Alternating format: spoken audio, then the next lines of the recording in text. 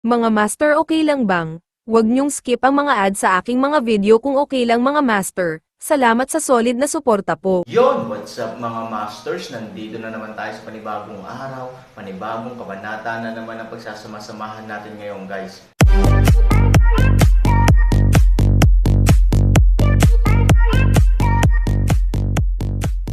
Bali mga masters, kung bago ka pa lang po sa aking YouTube channel, please click the subscribe button, lalong-lalo na po yung notification bell guys, para maging connected pa rin tayo sa isa't isa at maging updated kayo sa mga susunod ko pang video. Bali mga masters, bago natin umpisahan ng kwento ay mag-shoutout po muna tayo para sa mga solid nating tagapakinig. Shoutout kay Renz Rigor, shoutout kay Eric Francisco, shoutout kay Henry Swan, at shoutout kay Roel Consuegra. Yun na nga mga masters, no? Bali hindi na ito patagalin. In 3, 2, 1, let's go! Mga masters, 3 video po araw-araw ang i-upload natin. Ang bagong yugto ni Daryl sa Storytelling Channel sa YouTube mapapakinggan. Ang bagong kabanata. Oo, mahirap man isipin na isang lahing tao lamang ang papatay sa isang general. Ngunit Charlie, ang dalawang takas na iyon ay hindi pwede maliitin.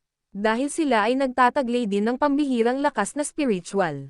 Kung ating iisipin, ang lakas ni General Senki ay sobrang lakas, ngunit napantayan nila ito o nahigaitan pa, kaya napaslang si General Senki sa mga kamay ng dalawang tao na iyon. Sabi ni General Allen kay Charlie. Maya-maya nagsalita si Charlie nang marinig niya ang mga sinabi ni General Allen. Kung ganun, hindi rin pala basta-basta ang mga tao na iyon. At nauunawaan ko na din kung bakit sila nakatakas sa mahigpit niyong pagbabante, dahil may pambihirang kakayahan din pala ang dalawang tao na iyon. Sabi ni Charlie, kung ganun, ano ang connect nito master sa magandang balita na nais mong sabihin sa akin? Baka nagkakamali ka master. Isang masamang balita ang nais mo iparating sa akin. Dahil napatay ang isa general niyo mula sa lahi ng mga demonyo. Sabi ni Charlie nang may pagtataka na tono. Tumawa si General Allen sa mga sinabi ni Charlie. Huwag ka mag-alala Charlie. Magandang balita talaga ang sasabihin ko. Alam mo, dahil sa nangyari. Oo, nakakalungkot na namatay si General Senki sa kamay ng dalawang tao na iyon. Ngunit dahil sa nangyari, alam mo ba, nakambansi ko si General Cassandra na ikaw ay lumabas na sa kulungan na ito. At sa tingin ko konting kambansi na lang. Siya ay mapapayag ko na maging isa ka na sa aming lahing demonyo. Inutusan niya ako na palayain ka na, at ikaw ay pinapakain niya, upang bumalik ang iyong lakas. Sabi ni General Allen kay Charlie. Nang marinig ito ni Charlie, labis ang saya ng kanyang naramdaman. Master Allen, sobrang salamat. Salamat talaga sa kabutihan mo sa akin. Hindi ko maisip na ganon-ganon na lang makukumbansi mo si General Cassandra. At anong dahilan Master Allen, paano mo napapayag si General Cassandra na ako ay kanyang palayain sa pagkakakulong? Sabi ni Charlie. At si General Allen ay sumagot ng nakangiti. Dahil sa nangyaring niligtas kita sa sagradong bangin ng mga elf. Iniisip ngayon ni General Cassandra na baka naghahanda na ang mga kalahi mong elf sa isang digmaan laban sa aming lahing demon. Kaya kinakailangan namin makabuo ng isang puwersa na pwedeng lumaban sa mga lahing elf. Ngunit sa pagkamatay ni General Senki, napilayan ang aming puwersa, kaya biglang pumasok sa isip ko. Ikaw ang makakatulong sa amin laban sa lahi mong elf. May tiwala ako sa iyong kakayahan. Kaya pinaglaban ko kanina kay General Cassandra na sobra kang makakatulong sa amin lahing demon. Kung dumating na ang araw na magkaroon ng digmaan laban sa lahi ng mga demonyo at lahi ng mga elf. Kahit si General Denki ay walang nagawa. Nais man niya tumutol sa nais kong mangyari, ngunit si General Cassandra ay aking napapayag. Kaya mamayang gabi, mas kailangan mo mapatunayan ang iyong pwedeng maging katapatan sa amin, lalo na kay General Cassandra. Kailangan mo matiyak, at maturo kung saan ang lugar ng mga mangkukulam na elf, at mapatunayan na sila ay nakahiwalay sa palasyo. Kaya dapat Charlie, gawin mo lahat, upang makumbinsi mo si General Cassandra mamaya, maliwanag ba? Pagkakataon mo na ito upang maging kapanalig namin ikaw. Sabi ni General Allen. Nang marinig ito ni Charlie, sobrang saya ang kanyang naramdaman. At ito ay tumatawa sa kanyang isip. Hahaha, akala ko magiging mahirap sa akin na maging kapanalig ang mga lahing demonyo na ito. Ngunit sadyang pumapanig sa akin ang kapalaran. Magagamit ko ang lakas ng mga lahing demonyo na ito upang pabagsakin ang lahi ng mga elf. At si General Cassandra na nagtataglay ng sobrang lakas, ay dapat mapasa akin ang kanyang pag-ibig. Kapag nangyari ang lahat ng iyon, ang dating Charlie na nilapastanganan ay magiging isang mabagsik na nilalang sa mundong ito. Bulong ni Charlie sa kanyang sarili. Maya-maya may naisip din itong isang bagay na bakit ganon na lang ang pag-aalala ni General Cassandra na mabawasan sila ng manpower. Kung aking iisipin ang lakas ng haring demonyo ay sapat na upang ubusin ang libo-libong sundalong elf. Bakit nga? Nag-isip si Charlie at maya-maya nagsalita ito. Master Allen, nagtataka lang ako, bakit sobrang nag-aalala si General Cassandra sa manpower ng inyong lahing elf? Kung ating iisipin, ang haring demonyo ay kayang wasakin ang buong lugar ng mga lahing elf. Sa tulong ng puwersa ng kanyang kasundaluhan lalo na ng mga general na tulad nyo, madali nyong matatalo ang lahi ng mga elf. Bakit ganon na lang ang pag-alala nyo lalo na si General Cassandra? Oo, hindi alam ni Charlie sa mga oras na ito ang haring demonyo ay hindi makakatulong kung magkaroon man ng digmaan sa dalawang panig. Dahil ang haring demonyo ay hindi pa nakakabalik sa kanyang tunay nitong katawan. Sa kanyang paglilinang, kinakailangan nito ng sapat na mga araw upang mapagtagumpayan niya ang kanyang paglilinang ng kanyang spiritual na lakas. Nang marinig ito ni General Allen, nag-isip ito. Sasabihin ko ba kay Charlie ang totoong sitwasyon namin mga lahing demon? Na ang haring demonyo ay nasa paglilinang ng kanyang katawan. At hindi ito makakatulong sa aming lahi. Kung magkaroon ng labanan sa pagitan ng lahing elf at lahi namin mga demonyo. Maya-maya nagsalita si General Allen. Malalaman mo din kung bakit Charlie, ngunit sa ngayon. Magsaya muna tayo dahil ikaw ay malaya na sa kulungan na ito. Halika ilalabas na kita dyan. Inalis ni General Allen ang mahiwagang padlock ng kulungan at si Charlie ay tuluyan nang nakalabas sa pagkakulong. Kumain ka ng madami upang maibalik mo ang iyong lakas, at dadalan kita ng iilang mga gamot, upang mabawi mo agad ang nawala mong lakas. Tuldok, Charlie, wag mo ako bibiguin. Mamayang gabi mas patunayan mo sa kanila na nagsasabi ka ng totoo at ikaw ay makakatulong sa lahi naming mga demonyo. Maliwanag ba? Sabi ni General Allen. Nang marinig ito ni Charlie, agad-agad itong sumagot ng nakangiti. Oo, Master Allen, magtiwala ka lang sa akin. Tuldok, sabi ni Charlie. Nang marinig ito ni General Allen, ito ay ngumiti at sinabi, magaling kung ganun, halika na sa hapagkainan, para ikaw ay makakain na. At ang dalawa ay nagpasya ng tumungo sa lugar ng hapagkainan. Maya-maya sila General Cassandra at General Denki ay nakarating na din sa kaharian ng mga demonyo. At naghiwalay ang dalawa. Si General Cassandra ay tumungo sa kanyang silid at si General Denki naman ay tumungo sa mga kasundaluhan ng mga demonyo. At ito ay nagtalaga ng mga kasundaluhan sa bawat boundary ng kanilang kaharian. Samantala sa kabilang panig, sa lugar kung nasaan ang sagradong harang ng mga elf, sila Daryl at Lynn ay masayang naglalakad. Miss Lynn, bakit tila nasa mabuti kang kalagayan? Kanina pa hindi nawawala ang ngiti mo sa iyong labi. Sabi ni Daryl kay Lynn. Nang marinig nito ni Lynn, siya ay napahinto, at nagsalita, pansin ba sa akin na ako ay nakangiti? Sabi ni Lynn. Oo, Miss Lynn. Kanina pa kita pinagmamasdan.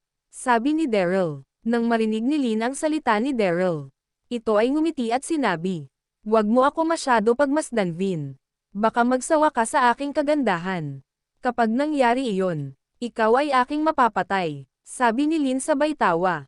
Haha, si Daryl ay nagsalita at sinabi, sa iyong tinataglay na kagandahan hindi mangyayari na ako ay magsawa. Kaya wag kang mag-alala, Miss Lynn. Ang dalawa ay masayang nagtatawanan. Maya-maya nagpasya si Daryl na maghiwalay sila ni Lynn. Upang mapabilis ang kanilang pag-check sa sagradong harang na nasa harapan nila. Miss Lynn, kung maaari lang. Tayo na muna maghiwalay upang mapabilis ang ating paglibot sa sagradong harang na ito. Upang makabalik na tayo agad sa inyong palasyo. At matapos na natin ang gawain na ito. Sabi ni Daryl nang nakangiti. Nang marinig nito ni Lynn, agad itong sumagot, tama ka nga, Vin, ngunit hindi ba mapanganib sa iyo kung hihiwalay ka sa akin? Alam mo naman na mapanganib sa lugar na ito. Hindi lang mga mababangas na hayop ang mayroon sa lugar na ito. Naalala mo ba ang sinabi sa atin ni Ama bago tayo umalis ng palasyo at tumungo dito?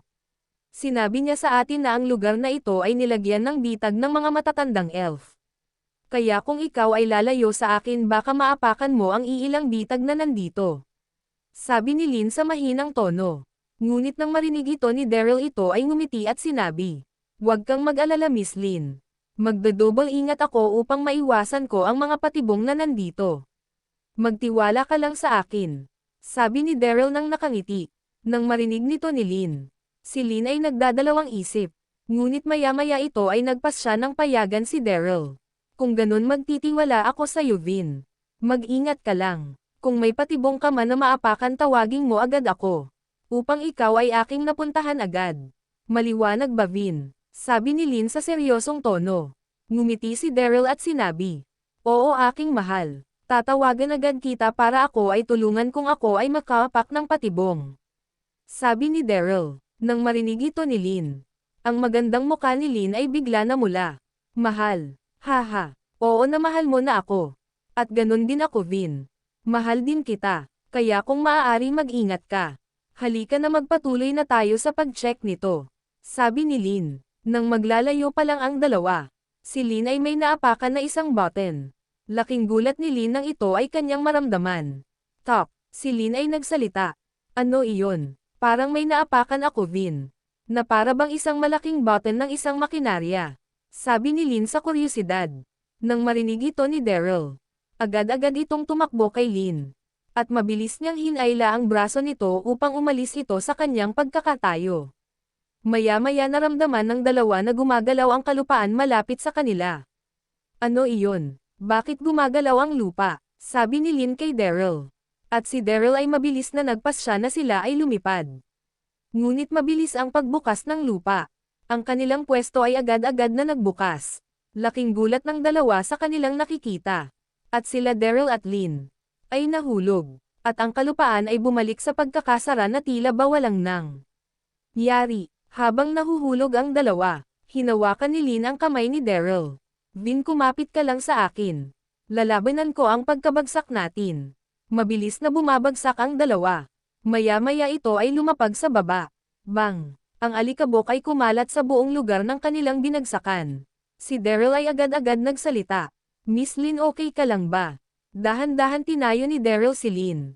At si Lin ay sumagot, "Oo Vin okay lang ako." "At anong lugar ito? Huwag mo sabihin isa ito sa mga patibong na ginawa ng mga matatandang elf." Sabi ni Lin. Ngunit nagkakamali si Lin sa mga oras na ito. Ito ay sobrang tagal na nalagusan. Patungo sa lugar ng mga tao. Ang lagusan na ito ay daan-daan na ang taon nang ginawa ito ng mga sinaunang nilalang upang madali sila makalabas-pasok sa mundo ng mga tao. Maya-maya kahit si Daryl ay nagtataka. "Tama ka nga Miss Lin. Anong lagusan ito? At saan ito patungo? Medyo madilim sa lugar na ito. Humawak ka lang sa akin Miss Lin.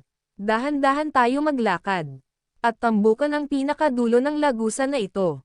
Sabi ni Daryl. Nang marinig ito ni Lin, agad-agad siyang kumapit sa kamay ni Daryl. At ang dalawa ay nagpatuloy sa paglalakad. Maya-maya may nahawakan si Daryl sa gilid ng lagusan na ito. "Miss Lin tumigil muna tayo saglit. Mukhang may nahawakan ako na isang bagay."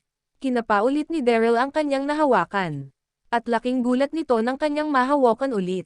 "Miss Lin bibitawan ko muna saglit ang iyong kamay." Sabi ni Daryl. At maya-maya binitawan niya ang kamay ni Lin. At dahan-dahan nitong kinuha ang sulo. "Miss Lin isang sulo ang aking nahawakan. Saglit lang may kukunin ako." Sabi ni Daryl. Kinuha ni Daryl ang dalawang bato sa kanyang bulsa. Oo ito ang dalawang bato na ginamit niya upang makagawa ng isang spark upang maglikha ng apoy.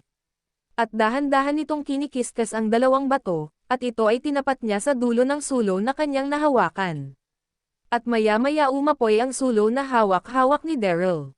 Nang makita ito ni Lin labis ang saya niya. At ito ay nagsalita. "Magaling. Hindi na tayo mahihirapan maglakad-lakad sa lagusan na ito." At kahit si Daryl ay natuwa din sa mga oras na ito. At sinabi, "Tama ka nga Miss Lin. Halika na tayo nang magpatuloy. Baka may daan dito upang maibalik tayo sa itaas at sa lugar kung nasaan ang sagradong harang." Maya-maya sa kanilang paglalakad, nakakita na naman sila na nakasabit na sulo. Tignan mo sa bandang unahan may sulo pa. Sindihan mo na din iyon. At baka may iba pang sulo na nakasabit, baka ito ay sadyang nilagay upang maging ilaw sa lagusan na ito. Sabi ni Lin. At nagpatuloy sa paglalakad ang dalawa ng magkahawak kamay. Yun na nga mga masters, no? Bali panibagong kabanata na naman yung natapos natin ngayong gabi. Muli, maraming salamat po talaga sa walang sawang suporta po sa aking YouTube channel na talagang inaabangan nyo po ang bawat upload ko po. Bali mga masters, magkita-kita ulit po tayo bukas ng gabi at ngayon po ay magpapaalam po muna tayo. Bali mga masters, bye-bye!